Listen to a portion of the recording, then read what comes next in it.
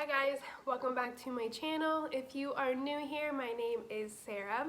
In today's video, we are going to be sitting down and just getting ready. I have some videos that I want to film today, and I just thought it would be nice to sit down and get ready with you guys. I'm also going to be reacting to some unpopular opinions. I asked on my Instagram for you guys to send in any unpopular opinion about beauty that you have, and I would sit down and react to them. So that is what we are doing today. So if that sounds good to you, let's grab our coffee and get started.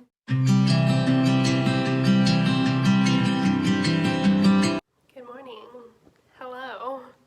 How are we this morning? It is morning time when I'm filming this. I apologize for my voice. I've been sick. But now my voice just needs to catch up.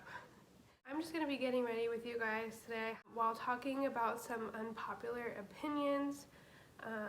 So I'm going to first prime my skin.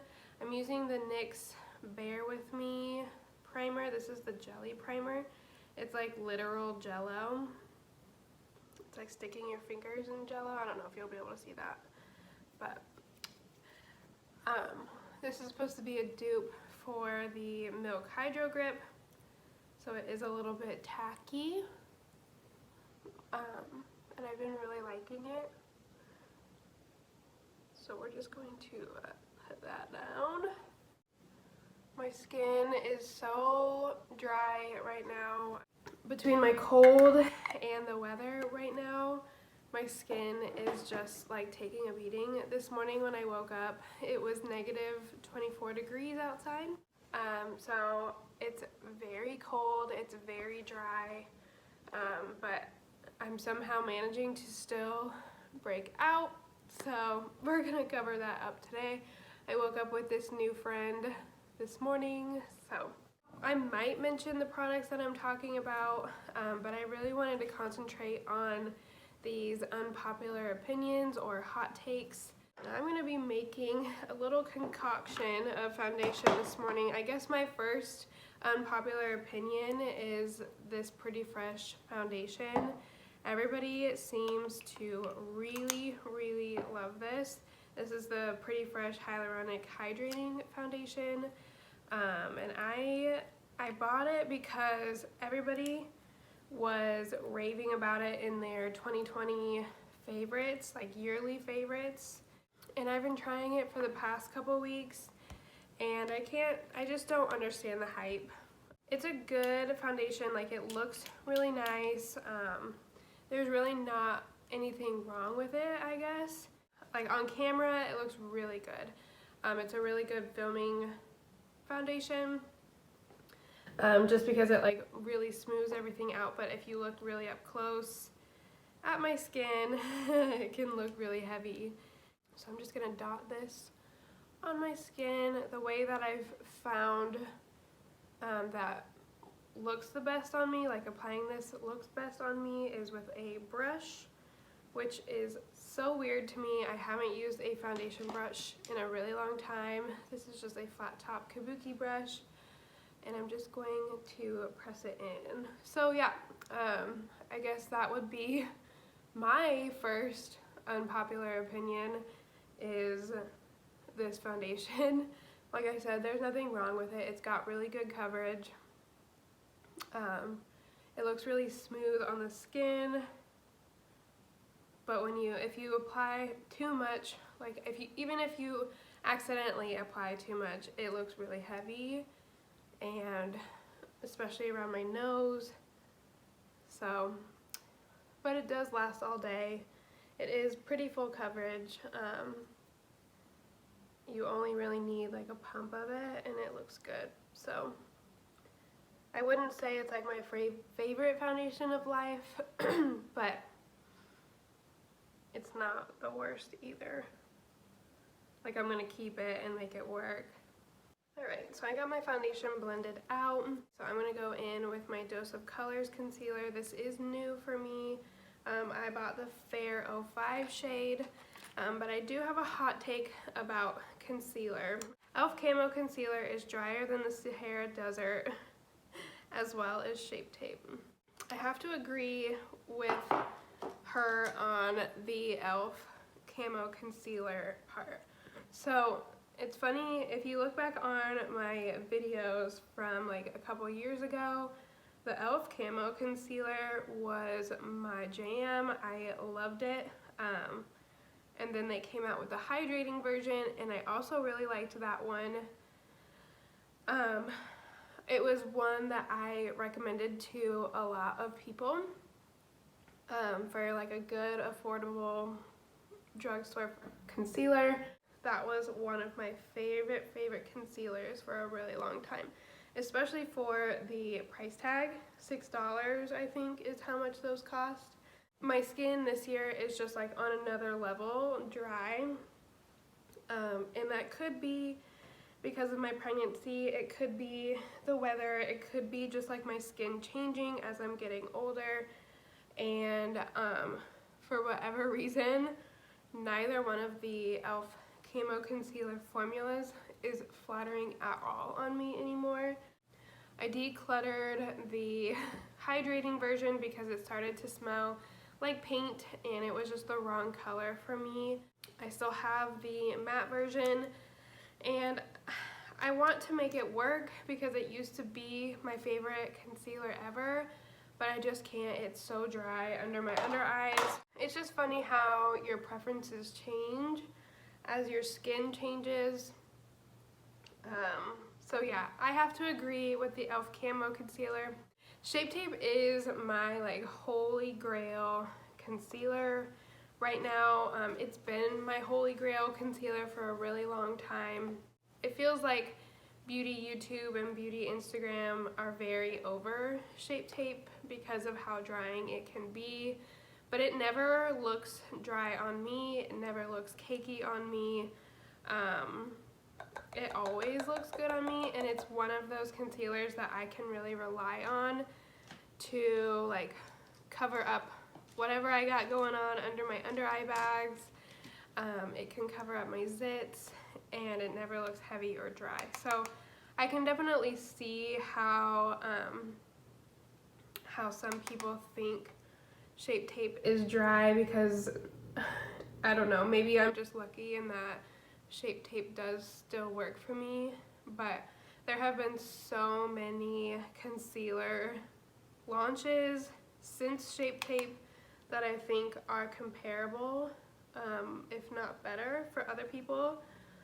So I don't think Shape Tape is as popular anymore because you have things like this Dose of Colors, which is supposed to be similar to Shape Tape in coverage but not as drying, which is why I picked it up. You have the CoverGirl Undercover Concealer, which is basically the same thing as Shape Tape, except quite a bit cheaper.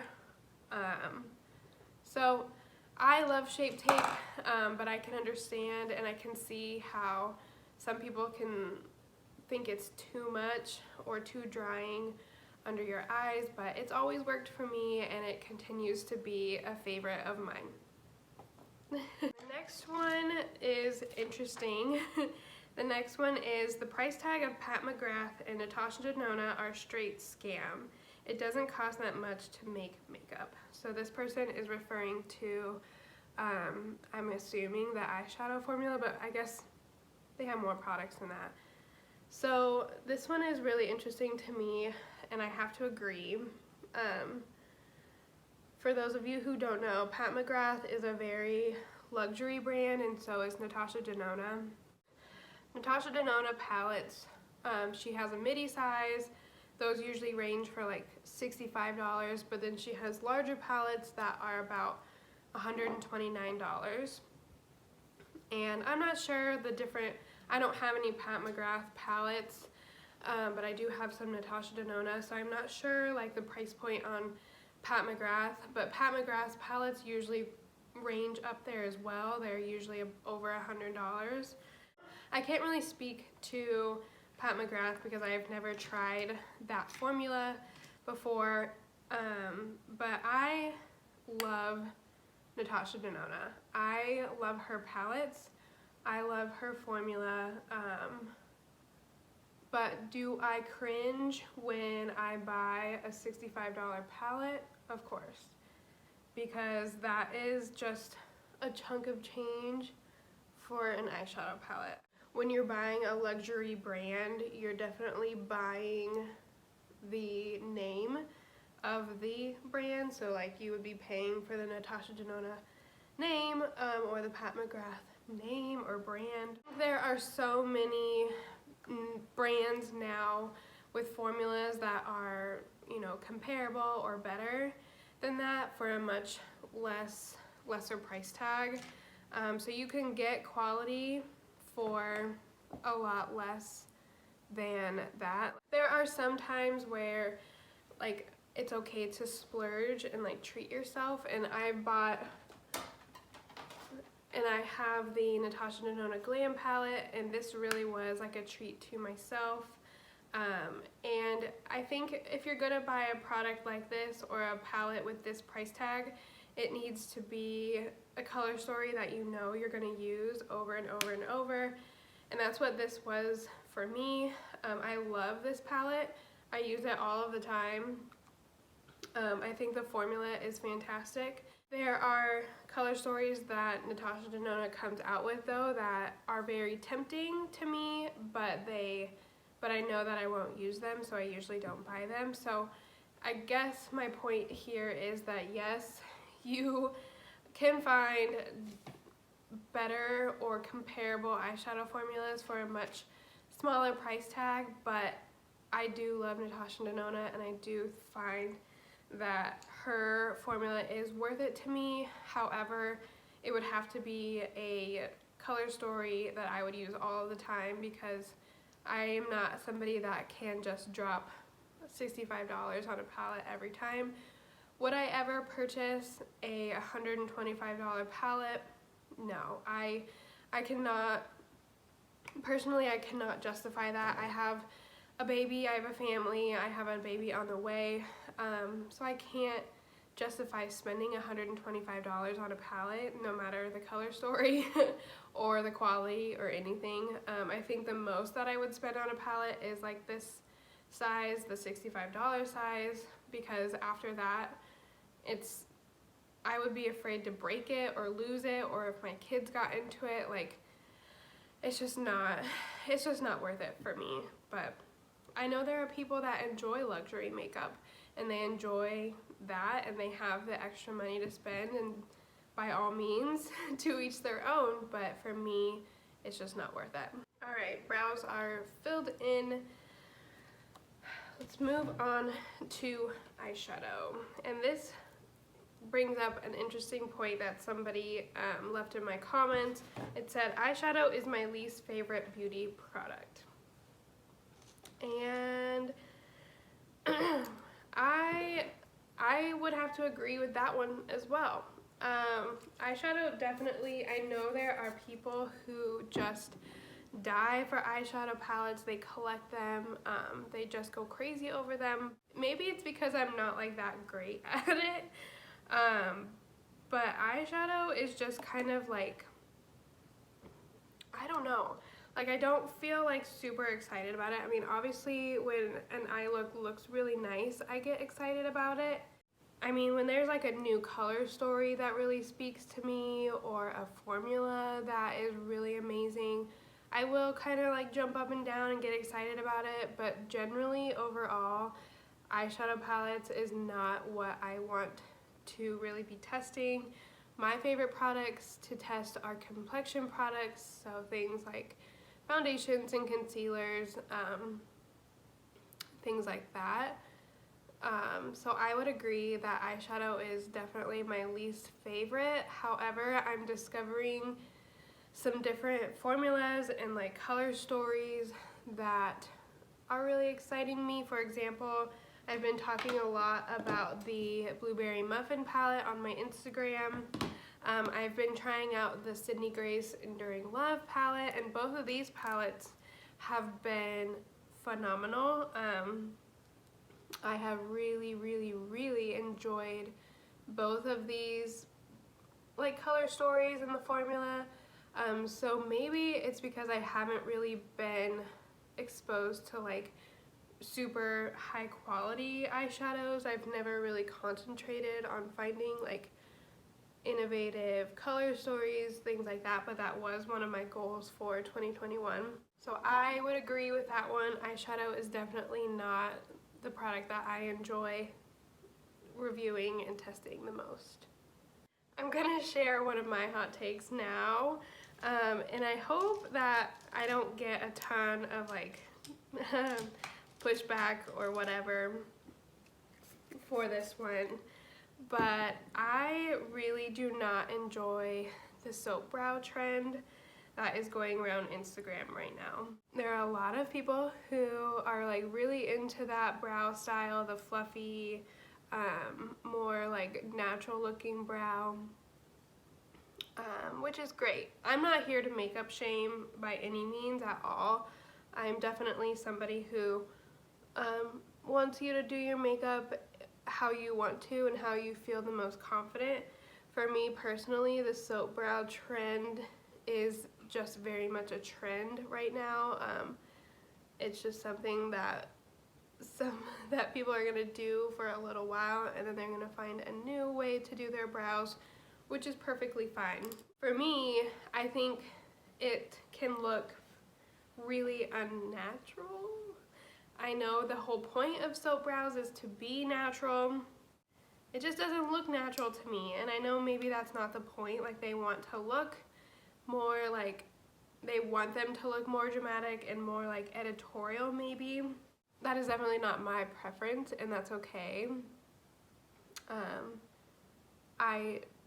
Like I said, I think I'm stuck in 2015 beauty YouTube, where I like my brows to be very defined, and obviously very defined, and that's fine.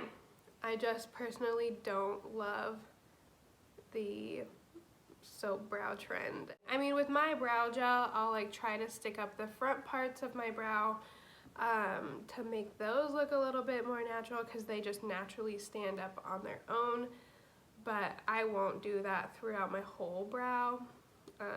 I don't need people to see how unruly my brows are. So yeah, I don't love the soap brow trend. I know that is like a very unpopular opinion, and I hope I don't get too much hate for it, but I just think sometimes it can look very unnatural, even though the point of soap brows is to be natural.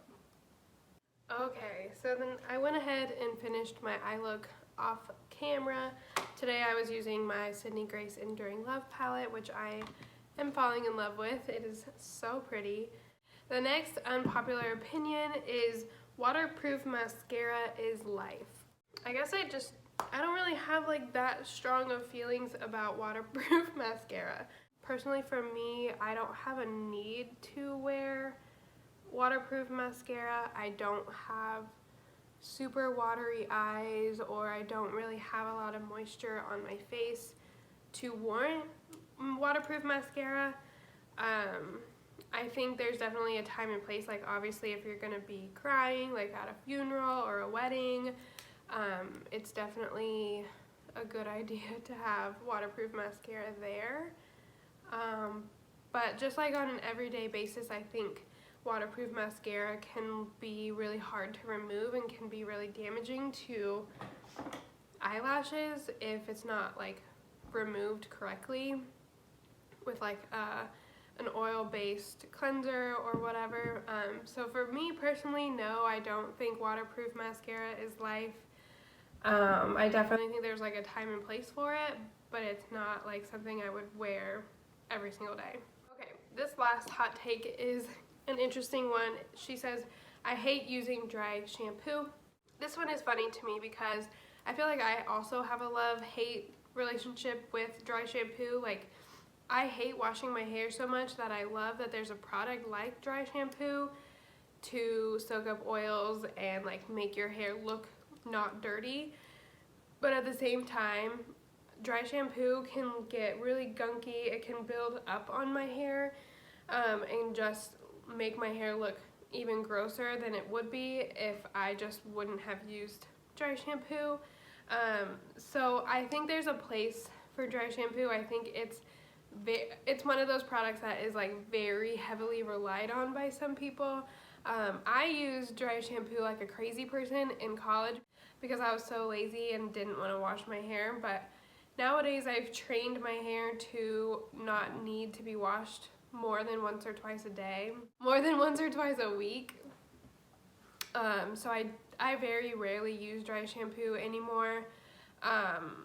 But yeah, I kind of have a love-hate relationship with it too, because I don't like the feeling of it in my hair, but I also don't like washing my hair. So I can see both sides of that one. Okay guys, that is it for today's video. Thank you so much for hanging out with me and talking unpopular opinions. Like I said, I am not here to makeup shame. That is the beauty of makeup, is that everyone has their own preferences and what they like in their makeup, and nobody can really tell you how or why you should wear your makeup a certain way. So thank you to those who sent in unpopular opinions for me to react to. I hope you guys liked this video. If you did like it, please give it a thumbs up and subscribe before you go, and I'll see you in my next one. Bye!